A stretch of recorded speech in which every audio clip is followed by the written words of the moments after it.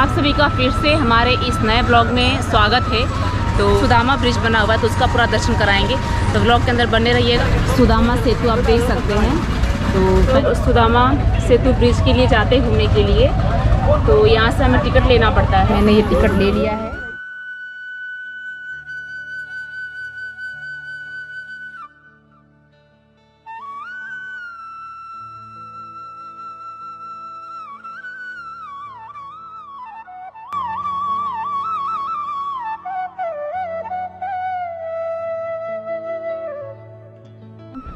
द्वारका नगरी कितना ज़बरदस्त दिख रहा है। ये मेन मंदिर है द्वारका का, और पूरा द्वारका इतना ज़बरदस्त दिख रहा है।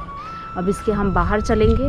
हाँ, बाइक चलाने नहीं आता है। एक्टिवा सिस्टम है दीदी, एक्टिवा सिस्टम है। तो हम लोग सुदामा सेतु से बाहर आ चुके हैं, और बाहर जैसे आप सुदामा सेतु से बाहर निकलेंगे तो पीछे का कुछ इस तरह का व्यू आपको दिखेगा।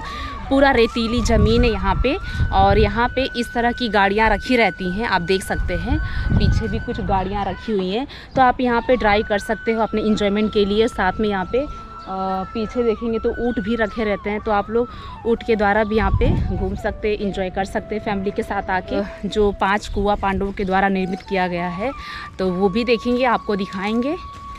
अंदर भी कोई मंदिर है, तो शायद अभी दोपहर है इसलिए बंद है, तो जाके देखते हैं अंदर। चप्पल यहाँ पे ही निकाल देते हैं बाहर ही। लक्ष्मी नारायण जी का मंदिर है, इनको हम प्रणाम कर लेते हैं। और यहाँ पे आप देखेंगे तो यहाँ पे दुर्वासा मुनि जो थे, दुर्वासा ऋषि, वो इसी पेड़ के नीचे तप किया करते थे, जो पेड़ आज भी मौजूद है। दुर्वासा ऋषि को प्रणाम करते हैं, बाबा को प्रणाम। बाबा, पूरे पेड़ को आप देख सकते हैं,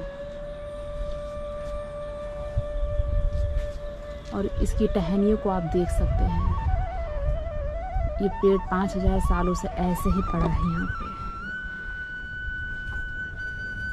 दुर्वासा ऋषि, दुर्वासा ऋषि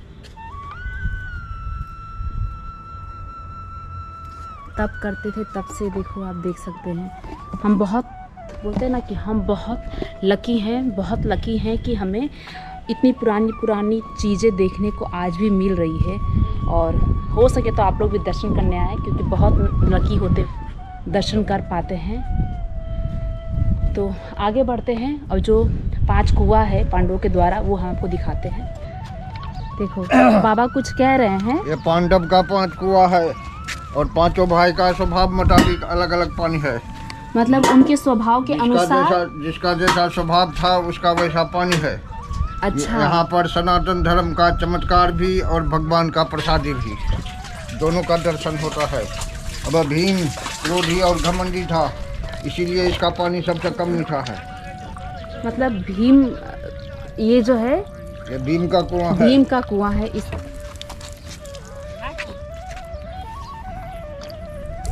चलो चलो चलो सब चलो, भगवान का प्रसादी लेता जाओ। ये भीम का पानी है।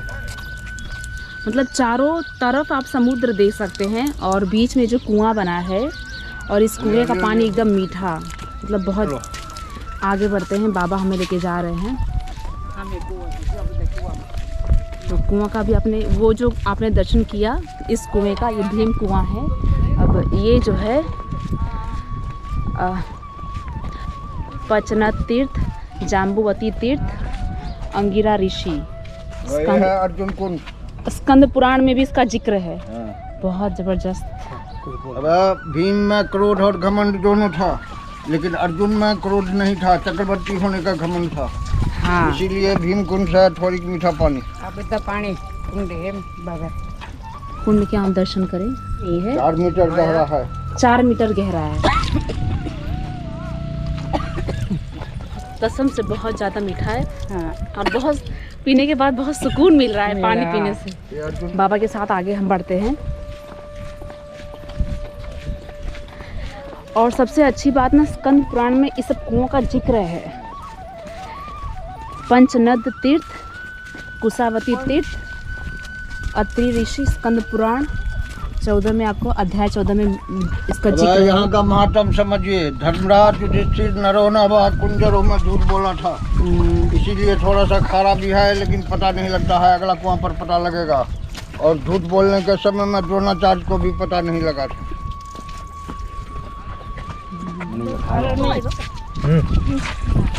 ये किसका है? युधिष्ठिर का।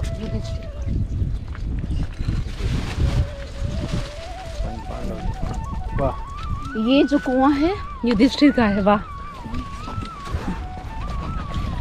तो आगे चलते हैं। बाबा आगे चले गए, हम पीछे रह गए। ये कौन सा कुआं है? ये है सहदेव कुंड। सहदेव जी का कुंड है। सहदेव ज्योतिषी और त्रिकाल ज्ञानी था, भूत भविष्य को जानने वाला। इसका कुआं देख लेते हैं। सहदेव भूत भविष्य को जानने वाले थे। इसका थोड़ा अलग है, सब पानी अलग है। थोड़ा अलग है।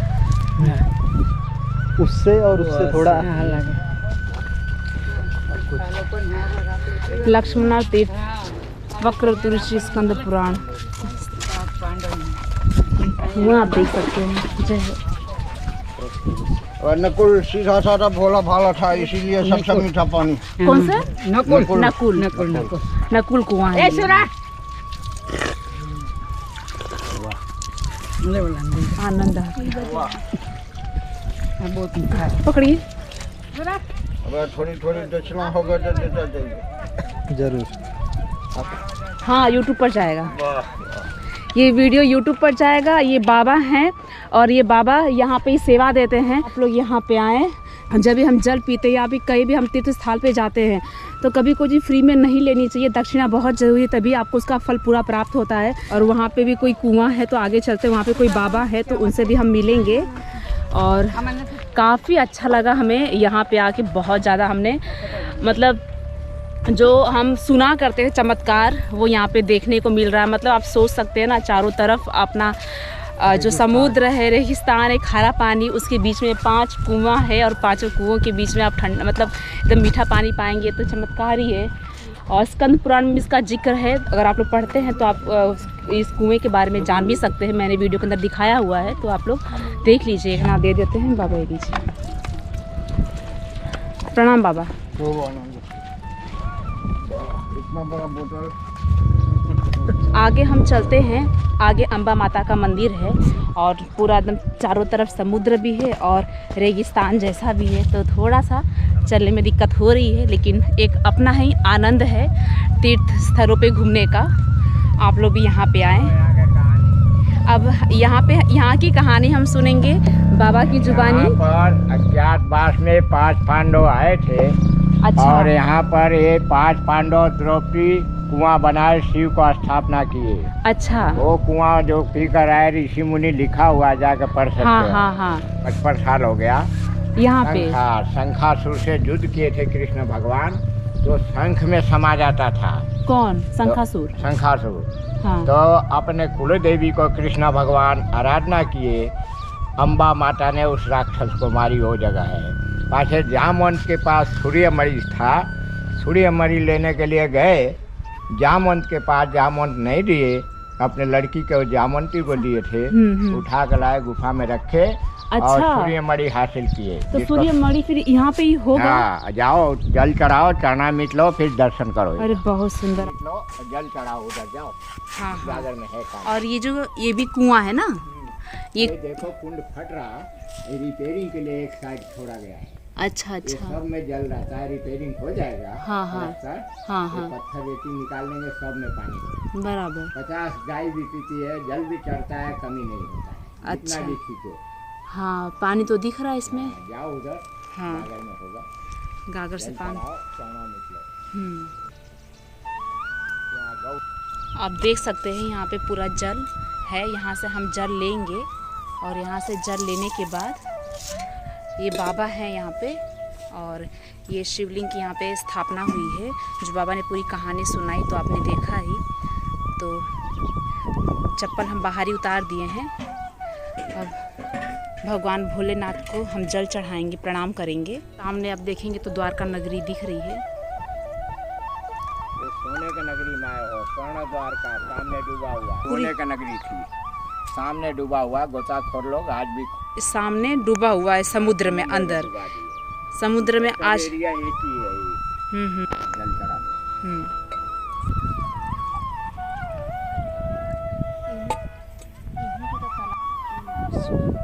भोलेनाथ को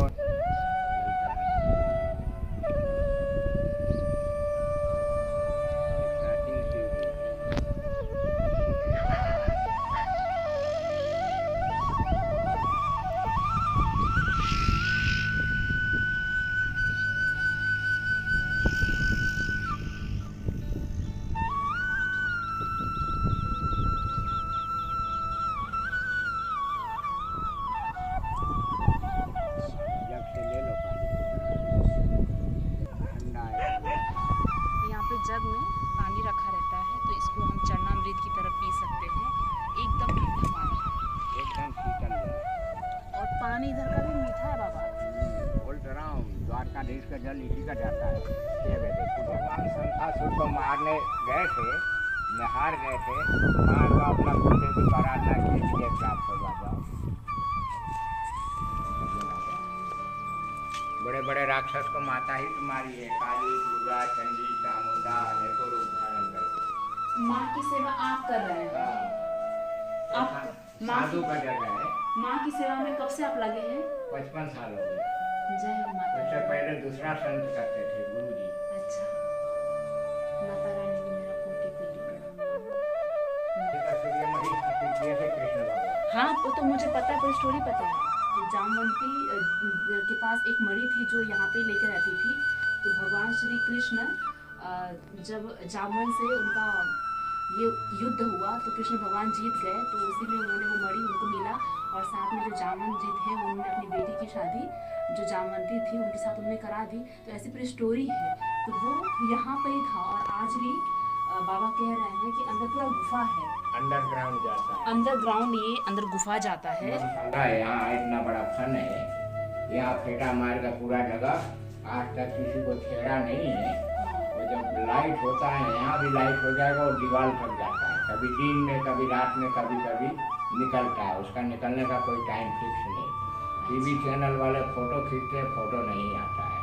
देखें वो लोग, चमत्कार तो आएगा नहीं, उसका नहीं आता।